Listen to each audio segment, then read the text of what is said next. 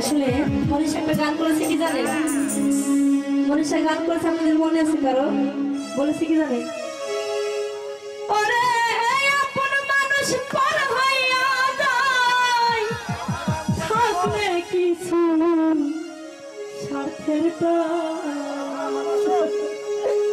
তুই বড় বেঈমান রে বন্ধু,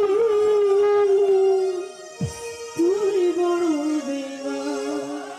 আসলে টাকা এমন একটা জিনিস ভালোবাসা কেউ পর করে দেয়, তাই টাকার কাছে কেউ বিক্রি হবেন না। আমার নিষেধ।